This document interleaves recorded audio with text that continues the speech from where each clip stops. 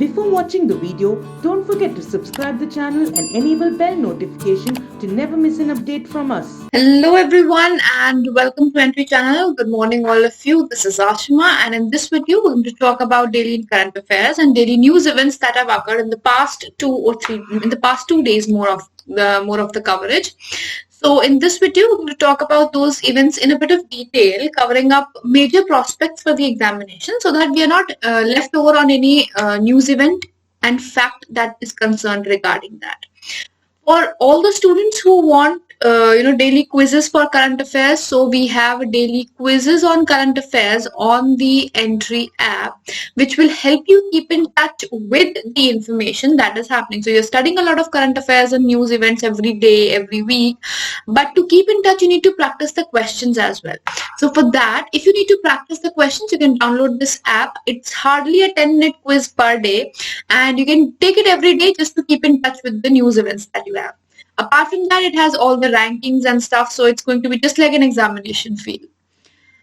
Beginning up with the news events for today, the first being Trace Bribery Risk Matrix. Now, for Bribery Risk Matrix has been recently released. It's a global bribery risk matrix which has been released by Trace. So let's know about it further. First of all, it has been released by Trace. Now, whenever any global ranking is released, the more important question for us is what is the ranking of India in this, right? So the ranking of India for the Global Bribery Risk Index is 77. Earlier, or you can say in 2019, we were at the rank of 78. Score has gone down from 48 to 45. That is, our rank has improved at a 1 pointer, but it has improved comparatively.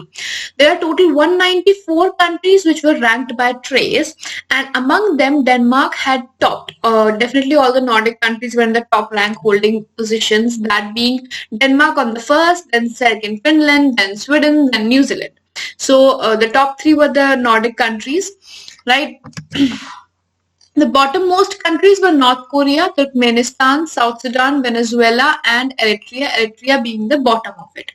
Now, when we're talking about a bribery index, there have to be certain pointers that are going to be there, right?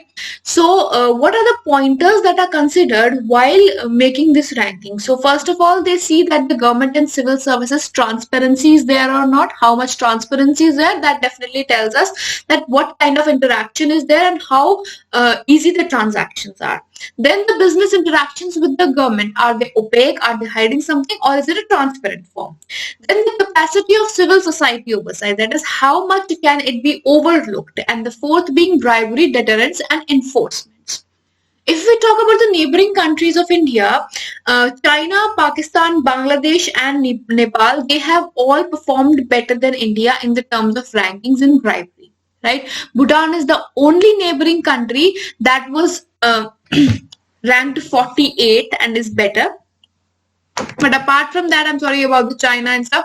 China, Nepal, all of them have gone below India. The only country which is better than India in terms of rankings, that was Bhutan, and that was at the rank of 48. Right? This is the only neighboring country better than India. Right now, as you might have seen, the score has gone down from 48 to 44 for India, the rank has improved. That means lower the score, that is better the country is. Right? Now we're moving ahead to the next news event, that is New Development Bank. Now we all have heard about this New Development Bank, but why are we talking about it today?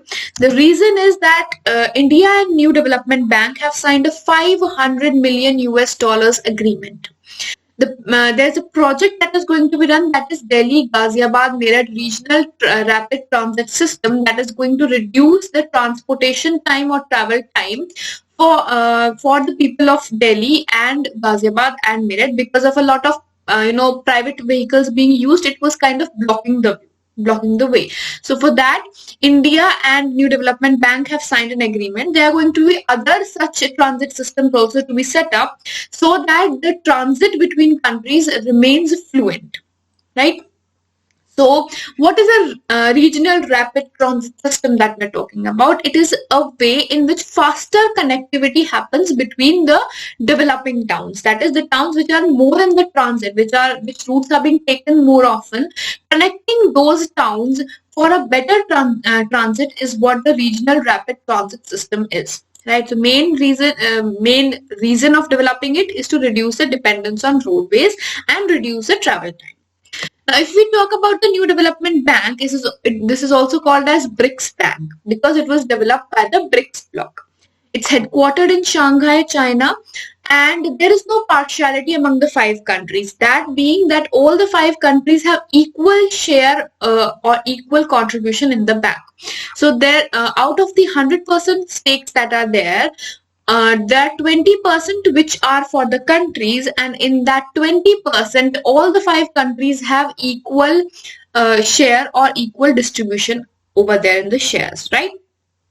So that is for that. Then the rest of it, 25% goes for bank loan. Bank loan goes for water and sanitation projects, 24% for transport projects, 30% for energy projects, and such distribution has been done so that easy to transact things happen and investment can be done in the right direction of it.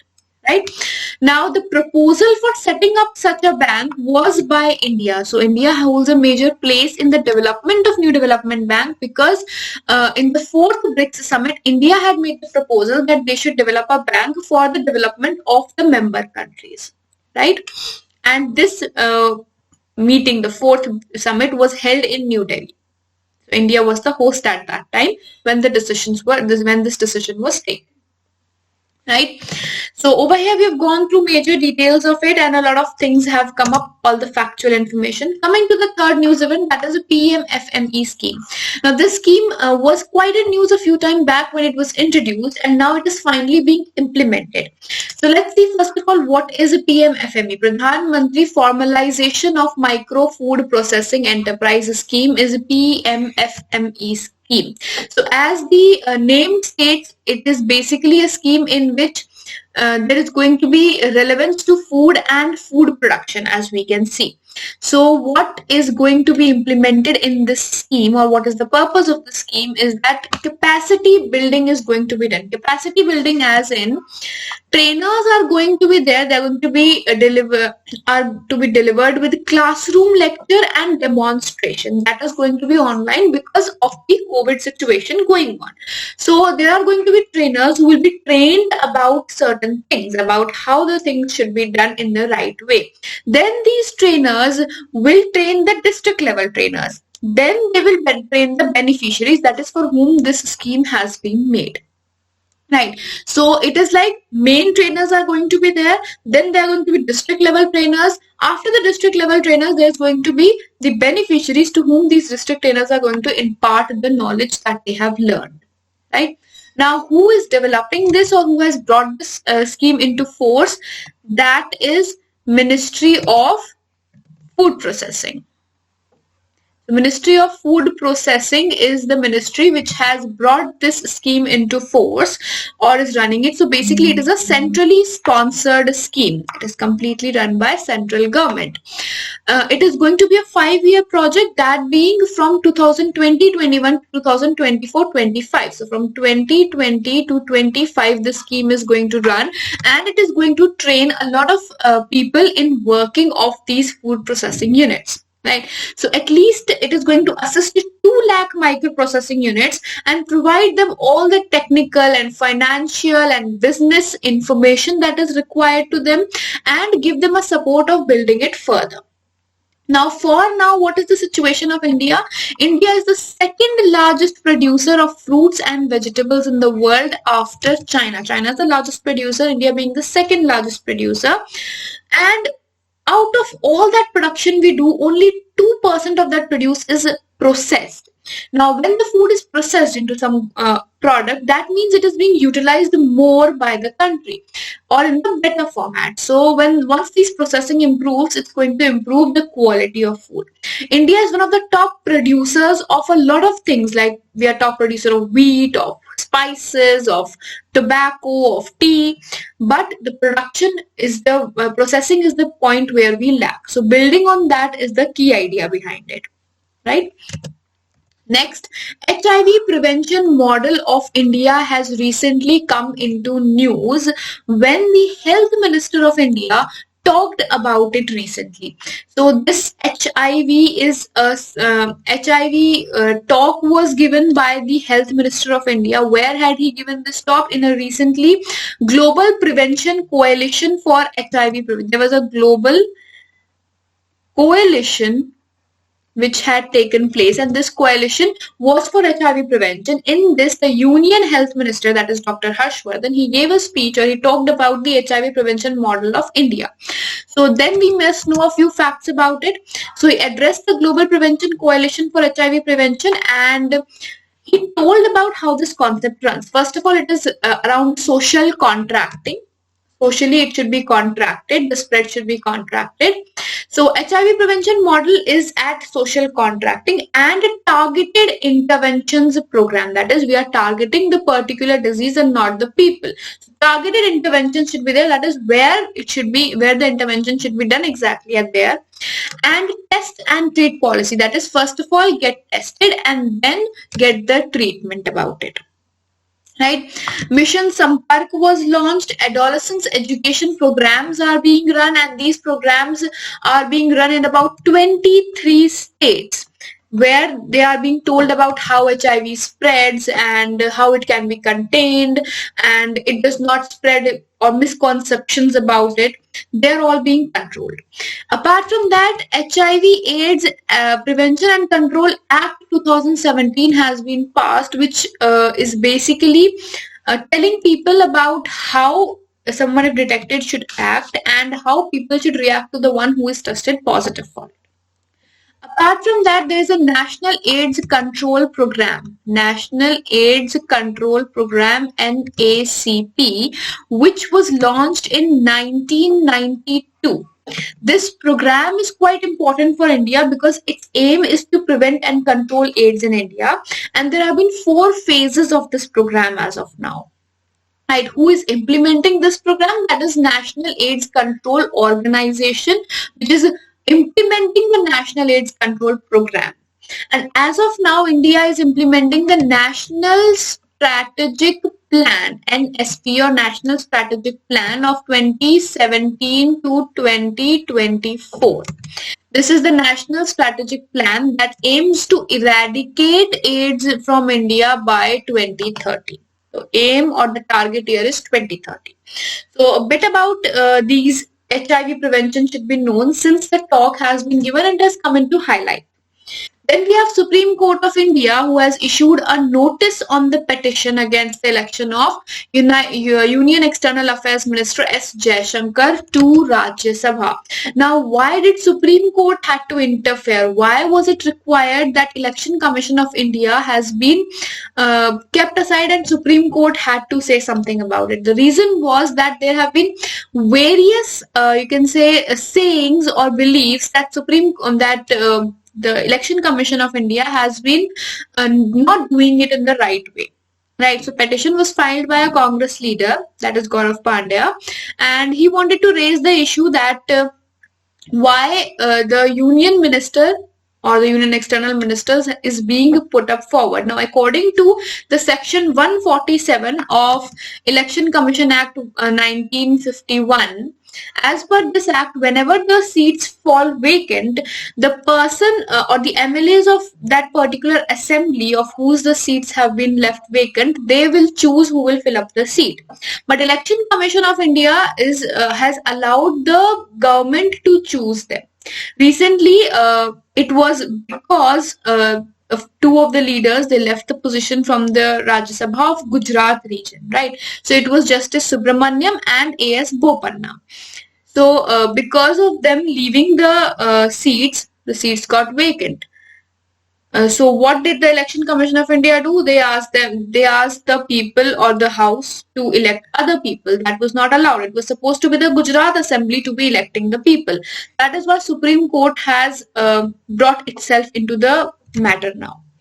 Next, last white giraffe of the world, which is in Kenya, that has been fitted with GPS tracking device. So this is important that where it is. It is the last white giraffe. Now, why is the color white? There is a situation, or you can say a disease that happens in giraffes, that is leucism. Leucism. Leucism is the disease in which the pigmentation is lost, due to which it is white in color. So this is important from biology perspective, that what is leucism. Next, Assam has won 4 awards in fisheries sector from National Fisheries Development Board, which operates under Ministry of Fisheries. So 4 awards have been given to Assam. Apart from that, Amal Medhi, who is a farmer in Nalbari district of Assam, he has won the first place in the hilly and northeastern fish farmer category. So in the farmer category, it is the farmer Amal Medhi who has won. As for the state, Assam has received for best state in in the hilly region, and for other organizations like Assam Apex Cooperative Fish Market has won. Navon district has won the best district, you can say, category. So there are 4 awards for Assam, and for Amal Medhi, he is the best farmer, fish farmer. Then Odisha has bagged for the best state in marine state, and Uttar Pradesh has won for best state award in inland state category, right? These are a few important awards. Then World Economic Forum has selected 36 cities from 22 countries who are going to be developed into smart cities by the G20 Global Smart Cities Alliance. So G20 has an alliance for development of smart cities, and according to that alliance, 36 cities have been selected by the World Economic Forum.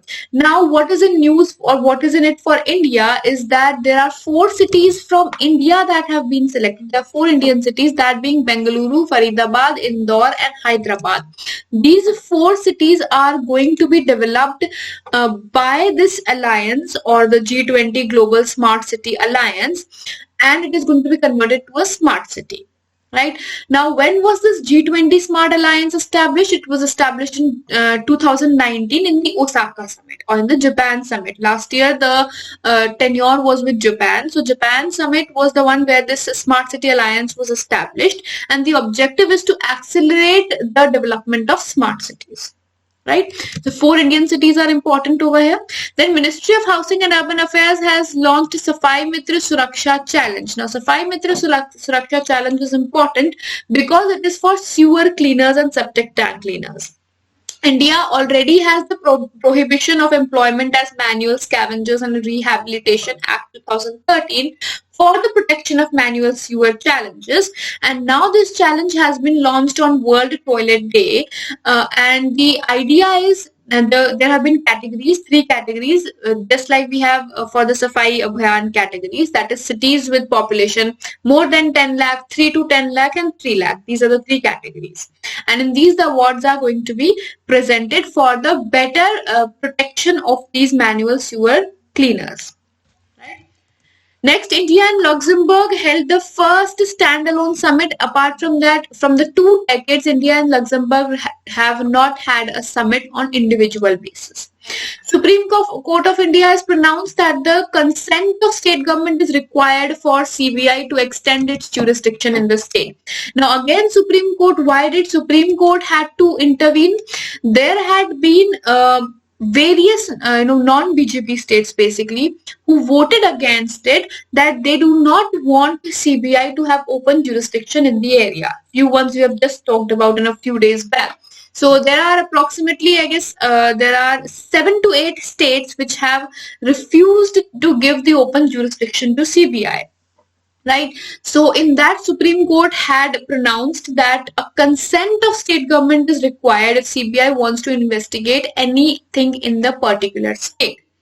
Right. Now, what is the governing act of CBI? CBI is regulated by Delhi Special Police Establishment, Delhi Police Special Establishment, and according to that, CBI has been given rights, and only when the state gives the rights, CBI can continue the investigation in the particular area.